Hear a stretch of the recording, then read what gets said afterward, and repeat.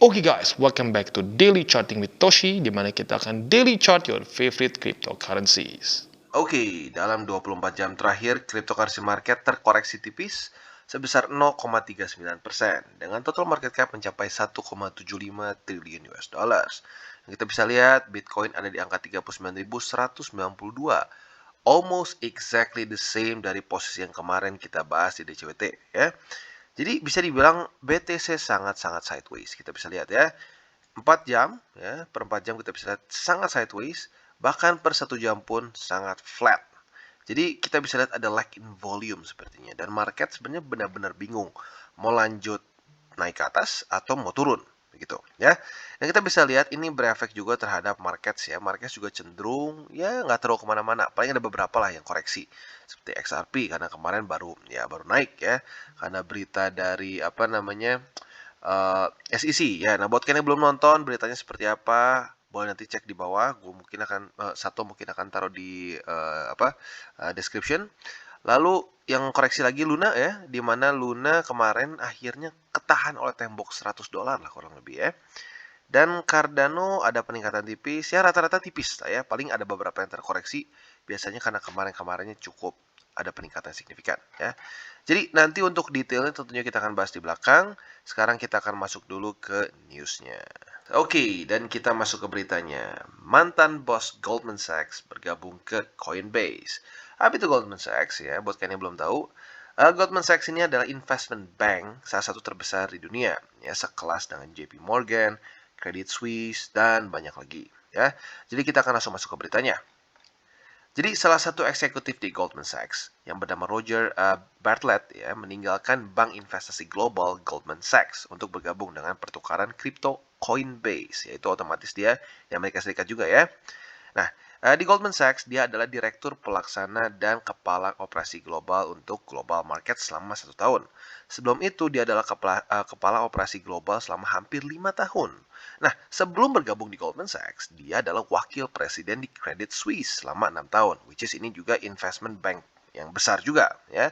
Jadi bisa dibilang Roger Bartlett ini bukanlah orang sembarangan, bukanlah entry level employee dari Goldman Sachs ya. Dia memegang jabatan tinggi di Goldman Sachs. Bahkan sebelum di Goldman Sachs pun dia adalah wakil presiden di Credit Suisse. Jadi benar-benar ya heavy hitter kesannya ya, bukan orang asalan. Nah, dia memutuskan untuk pindah ke Coinbase dan mulai berkecimpung dalam dunia kripto. Ini katanya ya, setelah beberapa tahun di Goldman Sachs, inilah saatnya untuk merangkul ekonomi kripto. Saya senang mengumumkan bahwa minggu depan saya akan bergabung dengan Coinbase untuk menjalankan operasi keuangan global, tulis Bartlett dalam pengumumannya di LinkedIn. Dan ini dikutip oleh Bitcoin.com pada tanggal 13, which is hari ini ya. Jadi beritanya masih hangat banget ya, baru keluar dari oven. Nah, jadi dia mengatakan satu lagi, tujuan yang menginspirasi memimpin misi untuk menciptakan kebebasan ekonomi di dunia. Pada pelanggan pertama, pendekatan otomatisasi pertama adalah kesempatan sekali seumur hidup untuk menjadi bagian dari pembangunan tahap berikutnya dari evolusi digital, ujarnya ya. Jadi intinya yang ingin gue tekankan adalah this is not the first time ya. Sudah ada beberapa orang-orang investment banker dari JP Morgan dan dari beberapa bank besar lain itu ya, mereka mulai berpindahan ke dalam dunia kripto ya. Ya kita anggaplah ya, jangan terlalu berpikir mereka jangan terlalu berpikir mereka baik ya. Kita anggap berpikir bahwa oh berarti insentifnya semakin besar dalam dunia kripto. Artinya apa? Bigger money are coming in gitu loh. Uang-uang institusi, uang-uang high net individuals itu mulai akan masuk ke dalam dunia kripto. Maka dari itu kita bisa lihat pemimpin-pemimpin bank mulai banyak yang tertarik untuk pindah ke cryptocurrency ya, atau lebih tepatnya ke industri cryptocurrency. Karena mereka bisa melihat ke depannya uang akan berpindah banyak sekali ke dalam industri ini ya. Jadi ya tentunya itu kita sangat harapkan sekali bagi investor kripto. Tapi ya baik lagi kita harus tetap bersabar ya. Nggak berarti karena begini besok langsung harga Bitcoin jadi 100.000 ya. Tapi intinya apa? Arahnya lagi menuju ke sana. Oke, dan kita lanjut ke Bitcoin. Nah, untuk Bitcoin kita bisa lihat bahwa kemarin daily close-nya nggak terlalu bagus ya, di mana dia krisis oleh MA20 di sini ya. Dan ya candlenya close-nya basically nggak bagus ya, secara polanya dia kebentuk inverted hammer ya, dan kita bisa lihat di sini ada wicknya cukup tinggi ke atas, berarti in theory buyers kalah kemarin. Nah, tetapi kalau kita mulai dari sisi positifnya, minimal dia tidak membuat lower low ya, dia masih membuat higher low. Dan kalau kita bisa lihat secara dari awal, bukan dari awal ya, sorry, dari awal Januari lah kesannya ya, dari awal Januari, dari kapitulasi di sini ya, dia constantly membuat higher low, di sini low ya, higher low, higher low, higher low, higher low, dan ada possibility ini menjadi higher low lagi ya.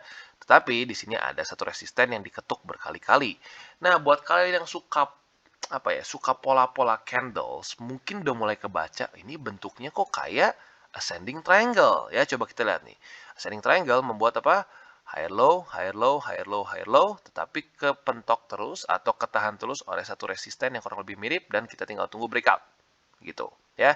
Ya, tapi baik lagi ya, pola-pola seperti ini kita pakai untuk membantu, jangan sampai jadi 100% trigger kita untuk masuk ke market ya. Tapi intinya apa? Mulai terbentuk pola-pola seperti ascending triangle ya. Kita coba kita bikin ya warnanya ya, kurang lebih seperti ini ya. Di sini ini si resistennya ya, resisten di sininya. Dan selanjutnya kita akan coba lihat lagi, ini adalah higher low, higher low, higher low yang terus terbuat ya. Jadi ya mereka mulai terbentuk seperti ascending triangle ya. Ya, jadi tentu saja kalau buat kita yang berharap ini naik ya semoga saja ini benar-benar menjadi ascending triangle. Dan bisa dibilang PR-nya untuk sekarang, simpelnya untuk Bitcoin adalah ayo tembus MA50 dan 20. Tapi gini, mungkin yang lebih penting lagi bukan cuma tembus. Karena kalau ngomongin tembus, ini udah tembus 2, 3. Udah 3 kali tembus. Tetapi mungkin yang kata gue lebih signifikan, kepentingannya itu adalah saat dia tembus, dia harus mempertahankan 2 MA ini sebagai support. Gitu. Karena sebelumnya sudah gagal 3 kali. Ya, 3 kalinya gagal. Nah, selama dia masih belum bisa mempertahankan si MA20 dan 50 sebagai support, sulit untuk Bitcoin bisa lanjut lagi naik ke atas ya. Jadi PR-nya kalau bisa sekaligus yang diselesaikan ya. Yang pertama adalah tembus, dan yang kedua adalah mempertahankan dua support ini. Kalau dia nggak bisa pertahanin sama aja ya. Jadi kurang lebih seperti itu. Jadi gue pribadi belum akan tambah lagi posisi sampai Bitcoin menunjukkan momentum yang cukup kuat untuk bisa mempertahankan MA50 dan 20 di daily ya. Dan mumpung kita baru mulai juga, gue ingatkan sekali lagi, DCWT ini bukanlah bagi-bagi sinyal, itu yang pertama. Dan yang kedua, ini bukanlah financial advice. So, ini tujuannya adalah untuk membiasakan para subscriber gue untuk bisa charting. Oke, dan kita masuk ke Atom. Nah, untuk Atom kita bisa lihat daily close-nya kemarin juga nggak bagus ya. Even worse dibandingkan dengan Bitcoin. Kalau Bitcoin dia masih hijau ujung-ujungnya, berarti open-nya masih lebih kecil daripada close-nya. Kalau Atom kita bisa lihat open-nya lebih besar daripada close-nya, alias apa, jadi candle merah ya, bearish. Nah, jadi kita bisa lihat dengan sangat jelas dia ke-reject oleh MA20 di daily ya, walaupun bahkan sampai nggak kena dia udah langsung ke-reject. Nah, jadi tentunya bagi kalian yang sudah menunggu di daerah sini ya sudah semakin dekat ya, di daerah $26 lebih 61 sen. Dimana kita bisa lihat secara historically ini memang satu support yang cukup baik untuk Cosmos. Jadi intinya untuk sekarang Cosmos belum ada perubahan signifikan ya, masih sama seperti DCWT kita yang kemarin dan kemarinnya lagi ya. Tinggal kita lihat apakah nanti dia bisa terpantul di daerah $26 lebih 61 sen atau tidak. Kalau bisa, that's really good. Ya, kalau nggak bisa, ya siap-siap. Ada kemungkinan bisa seperti ini lagi. Ya. Nah, tapi ingin gue point out juga di weekly-nya ya, dia masih lumayan oke secara struktur. Masih ada MA50, di sini juga masih ada struktur yang ya, sudah terbukti berkali-kali memang kuat. Ya, jadi quite okay ya. Dan terakhir kali kapitulasi yang lumayan di akhir tahun kemarin itu terpantul di daerah MA50, which is good ya. Jadi untuk Cosmos not that bad overall, walaupun ya untuk ke target ke all time high masih lumayan jauh ya. Jadi kurang lebih seperti itu untuk Atom. Oke, dan selanjutnya untuk Ethereum. Ya, Ethereum juga sepertinya mirip banget price action dengan BTC ya dari kemarin ya. Basically membuat candle yang almost exactly the same dengan BTC. Nah, jadi tentunya kita bisa lihat ya, permasalahan dari Ethereum ini sepertinya lacking volume. Sama seperti BTC jujurnya, dua-duanya lacking volume. Nah, jadi kalau gue lihat untuk Ethereum sih dalam kondisi sekarang, dia akan mengekori Bitcoin. Ya, Bitcoin ngelakuin apa, dia akan kemungkinan besar lakuin dengan persentase yang mungkin lebih besar. Ya, kalau naik mungkin bisa lebih besar, karena dia balik lagi market cap dia lebih kecil daripada Bitcoin. Tapi kalau ngedump, ya lebih dalam juga daripada Bitcoin. Ya, Jadi untuk sekarang, gue Ethereum masih lebih ke wait and see sampai dia bisa nggak mulai lagi menahan, atau bukan menahan ya, lebih tepatnya mulai menembus MA20 dan 50 di daily. Dan sekalian juga tembus dari $2.768 ya. Alias price range-nya udah mulai masuk di antara tengah-tengah sini ya. Baru gue mulai pertimbangkan untuk averaging lagi. Sebelum di situ, gue pribadi belum tambah lagi posisi di Ethereum ya. Jadi kurang lebih seperti itu untuk Ethereum, quite simple. Dan mungkin satu hal yang ingin gue point out adalah sampai sekarang ya, dari tanggal 9-10 Februari, dia masih terus constantly membuat lower high, lower high, lower high, dan lower high. Dan sedihnya juga membuat low, lower low. Di sini enggak lah mungkin ya, sedikit higher low. Tetapi sayangnya tembus lagi jadi pecah struktur ya. So, still looking kind of bearish untuk Ethereum. Tinggal kita tunggu apakah dia bisa breakout menembus dari si MA20 dan 50. Otomatis juga dia memecahkan struktur di sini. Dan ya, apalagi kalau bisa dia mulai daily close juga di atas ini, berarti ada kemungkinan, ya, ada probability dia bisa reversal. Tapi for now, dalam kondisi seperti ini, gue lebih ke wait and see dulu, ya. Jadi kurang lebih, kalau gue pribadi, gue akan tunggu, sekali lagi gue ulangin, untuk masuk ke price range di sini. Baru gue mungkin akan mulai akumulasi lagi untuk Ethereum. Oke, dan selanjutnya Polkadot. Nah, untuk Polkadot kita bisa lihat dia kembali lagi struggling dengan MA50 ya. Tetapi sekali lagi seperti yang gue point out di DCWTK gue kemarin, momentum dari Polkadot lebih kuat dibandingkan dengan alt yang lain. Kita lihat untuk Atom, untuk Ethereum gitu ya, dia ya cenderung ya udah aja gitu kayak kalah dengan market. Tapi kalau Polkadot, walaupun dia tetap ke reject, dia masih menunjukkan momentum yang lebih baik gitu dibandingkan yang lain-lain. So, ini cukup menarik juga nih, apakah dia seperti pembahasan di CWT kemarin, apakah dia bisa riding the upper band atau tidak, ya. Dan menurut gue, kalau sampai dia bisa riding the upper band, itu bisa ada kemungkinan dia ya reversal. Sudah kemungkinan dia reversal.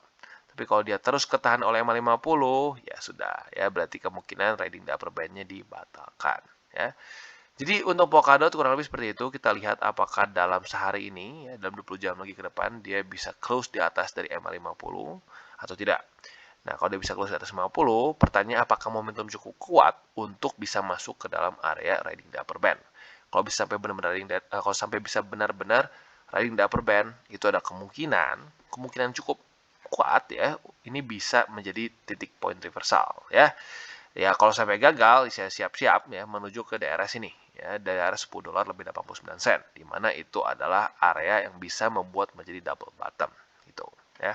Oke, dan Luna, ya Luna semakin dekat ke daerah buy limit kita, yaitu di MA20 di daily, ya. Sekarang MA20 di daily ada di daerah $82 lebih 19 sen. Dan kita bisa lihat kemarin dengan sangat jelas sekali dia ke-reject oleh daerah $91,62. Ya, jadi ini sekali lagi menunjukkan bahwa it's not just random lines gitu ya. Nah, kalau jujurnya gini, kalau trend line itu bisa kadang-kadang somewhat subjektif.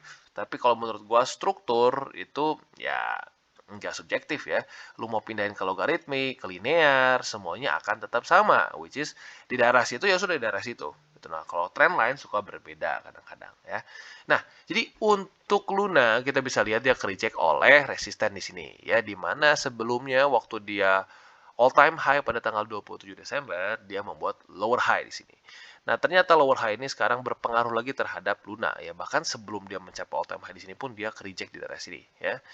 Ya jadi ini ya ini dia gunanya kita TA gitu. Apakah 100% akurat? No ya. Tetapi bisa benar-benar berguna kalau lu benar-benar mau pelajari ya. Nah, sekarang pertanyaannya gimana nih ya. Jadi baik lagi, buat yang konservatif bisa pertimbangkan MA20 yaitu di daerah $82 lebih 19 sen. Itu buat yang konservatif ya. Buat kalian yang lebih agresif bisa ke 4 hourly chart. Mungkin kalian bisa kalau dia tembus lagi MA50 mungkin ya. Tapi jujurnya kalau gue pribadi dalam bentuk pola seperti ini, gue akan skip. Ya, gue akan skip dan gue akan sabar aja nunggu di MA20 di daily gitu ya. Dan kalau buat lo yang nanya sebenarnya bang, bagusan pakai TF berapa sih? Mungkin kan sering ada yang nanya tuh, bang mendingan yang mana sih gitu kan? Ya kalau gue pribadi nanya lagi ke lu trader apa gitu loh? Lu trader apakah lu position trader, long term investor, medium gitu ya yang di tengah-tengah, atau kalian jangan-jangan scalper gitu. Kalau scalper disuruh pakai daily ya mungkin susah juga gitu ya. Tapi kalau misal lo position trader disuruh pakai 15 menit, suruh pakai sejam, ya sama, dia juga apa ya, bingung gitu loh. Karena ya baiknya gini, time frame lu tuh sangat penting dan sangat menentukan gitu, lu mau ngapain. Kalau gue pribadi, gue adalah seorang position trader, ya paling kadang-kadang bisa jadi ke apa namanya ya di mid lah mungkin ya permainannya gitu kadang-kadang. Tapi gue jarang banget scalping gitu ya. Apa namanya short term trade gitu gue nggak terlalu banyak. Ada tapi nggak terlalu banyak gitu. Jadi ya kalau gue pribadi, gue lebih prefer pakai daily, weekly, paling rendah di 4 hourly. Itu gue nggak pakai TF lebih rendah dibandingin 4 hourly gitu. Karena kenapa ya? Baik lagi karena gue position trader. Dan secara statistiknya pemenang dari markets itu banyaknya adalah antara long term investor atau position trader. Begitu. Lo coba cek aja sendiri ya. Sudah ada studinya, sekitar 70%, walaupun menurut gue bisa faktanya lebih ya, 70% dari orang-orang scalper, day trader, itu lost their money. Gitu. Karena kenapa? Ya time frame terlalu pendek. Gitu. Ya, jadi baik lagi, lo harus tanya dulu ke diri lo sendiri, lo tipe trader apa. Ya. Jadi ya kalau gue pribadi makanya gue selalu lebih banyaknya pakai di daily dan di weekly ya, for hourly yang paling kecilnya ya. Jadi kurang lebih seperti itu untuk Luna. Oke, dan selanjutnya AVAX. Nah, untuk AVAX not looking good jujurnya ya. Dimana kita bisa lihat kemarin struktur di sini udah pecah nih ya, dan candle kemarin menunjukkan bahwa dia benar-benar ketahan ya, sellers menang. Nah, jadi yang menjadi satu titik poin yang sangat penting menurut gua bagi AVAX adalah mempertahankan daerah $69 atau lebih gampangnya $70 ya. Kalau sampai AVAX besok close di bawah dia $70, siap-siap ada kemungkinan dia secara nasib akan mirip-mirip seperti Matic ya. Buat kalian yang belum tahu, Matic nasibnya seperti ini ya. Saat dia sudah tembus struktur pada tanggal ya sekitar ya, kalau mau ngomong tanggal 20 technically udah tembus juga sih ya sedikit. Tapi kalau mau lebih fair ya, ngomong dia pada tanggal 21 Februari. Setelah dia mulai pecah struktur di sini, kita bisa lihat dia terus membuat ya constantly membuat lower low, lower high, lower low, lower high dan seterusnya. Ya, jadi ini cukup kritis nih untuk si AVAX nih. Kalau sampai dia close di bawah 70, ada probabilitas dia akan price actionnya mirip-mirip dengan Matic ya, which is dia kemungkinan besar akan apa namanya meretest daerah sini ya, daerah $60 ya. Jadi kurang lebih seperti itu untuk Matic. Kalau gue pribadi belum tambah posisi lagi, tunggu sampai antara ya dia jebol di sini dan ngehajar daerah daerah $60 ya, atau dia malah bisa menemukan momentum lalu bisa menaklukkan MA 200, 20 dan 50 di daily. Ya, jadi intinya kalau gue pribadi antara boom ke sini baru akumulasi daerah sini, atau dia naik sampai mulai di atas sini dan menjadikan ini sebagai support, baru gue beli di daerah sini ya. Jadi kurang lebih seperti itu untuk AVAX. Dan apa namanya ini sekali lagi menunjukkan bahwa ya kalau gue pribadi ya, nggak tahu orang lain, kalau gue pribadi lebih suka untuk bereaksi terhadap markets. Jadi gue bukannya ngomong nih besok akan ke sini ngepam atau besok akan sampai sini. Kita nggak pernah tahu ya, kita nggak pernah tahu karena kita nggak punya kita nggak punya bola dukun gitu loh kesannya. Kita nggak bisa lihat ke masa depan ya. Dan we'll never know apakah tembus atas atau tembus bawah gitu. So jadi baik lagi, kalau gue pribadi, gue lebih suka untuk bereaksi terhadap market, bukannya mencoba untuk mengubah market ke pandangan kita, gitu ya. Jadi untuk AVAX kurang lebih seperti itu. Oke, dan Phantom ya, basically Phantom melakukan apa yang sudah kita bahas dari DCWT kita yang sebelum-sebelumnya ya. Bahkan sebelum dia jebol di sini ya, gue sudah bilang. Andaikan kalau Phantom jebol ke sini, kemungkinan besar ini menjadi double top ya, menjadi double top, dan biasanya dia akan retest lagi daerah $1.27. Dan kita bisa lihat dengan sangat jelas, yap, dia kemarin sudah retest daerah situ ya. Jadi mungkin buat kalian yang sudah lagi nge-short Phantom, lagi senyum-senyum sendiri sebenarnya ya. Tapi ya baik lagi, selalu jangan lupa untuk pasang stop loss. Nah, stop lossnya kalian bisa pasang tentunya di beberapa tempat ya, bisa orang beda-beda. Ada yang stop lossnya cuma ya pokoknya misalnya 10% dari portofolio gua, atau ada yang juga dari struktur. Misalkan gua stop loss itu kalau dia daily close misalkan di atas dari daerah sini nih, misalkan di atas dari struktur sini gitu. Ada yang kayak gitu. Karena kan berarti ini kan struktur nih, resisten sebelumnya. Nah, harusnya intiri bisa jadi resisten lagi gitu. Nah, atau ada juga yang bilang gini, wah, gue gini aja deh, gue pasang kalau sampai dia daily close nembus lagi daerah $1.27, itu juga bisa ya. Maka dari itu ya, stop loss masing-masing bisa beda-beda. Tapi intinya apa? Jangan lupa pakai safety belt kalau kalian dengan short ya.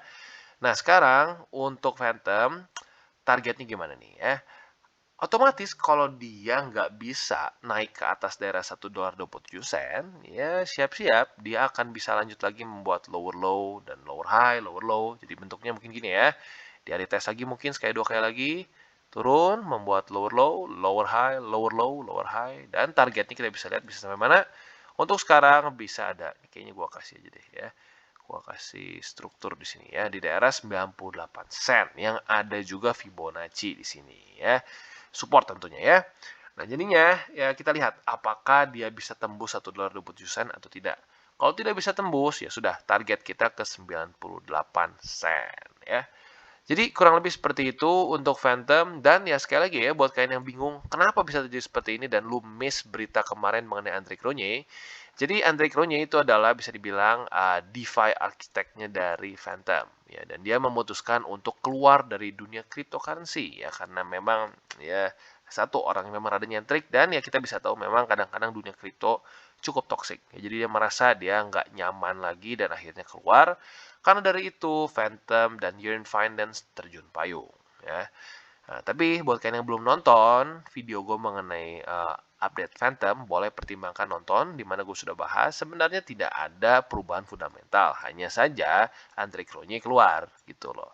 Tapi semua visi-visi dia sudah ada di dalam code yang ada di Phantom sejak dia dibuat gitu. So, sebenarnya tidak ada permasalahan. Tetapi market kadang-kadang memang suka tidak irasional. Ya, mereka berpikir kalau Andre Cronje-nya keluar, maka Phantom akan mati. Which is not the case sebenarnya ya. Mereka masih terus jalan seperti normal. So, ya, baik lagi. Ke masing-masing sendiri ya. Kalau menurut gua, Phantom secara fundamental still okay. Belum ada permasalahan spesifik yang mungkin ya kita nggak pernah tahu ke depannya ya. Tapi untuk sekarang, secara fundamental mereka still sound ya. Oke guys, jadi itu adalah akhir dari segmen DCWT kita pada hari ini. Dan jangan lupa bagi kalian yang merasakan manfaat dari segmen ini, jangan lupa untuk share ke teman-teman kalian. Dan apabila lu pengen mensupport channel kita, ya TCI, jangan lupa untuk menggunakan link referral kita di bawah. Nggak wajib, ya, tetapi apabila lu menggunakan link referral kita di bawah, ada macam-macam ya, dari Bybit, Huobi, Maxi, toko kripto, dan banyak lagi. Ya, walaupun nggak wajib, tapi kalau menggunakan link referral kita, lu secara langsung membantu perkembangan dari TCI. Dan satu lagi, jangan lupa juga untuk join Telegram group kita, di mana kita bisa ngobrol-ngobrol santai mengenai dunia cryptocurrency secara dua arah. So, jangan lupa untuk like, subscribe, klik the bell icon, and see you on the next video.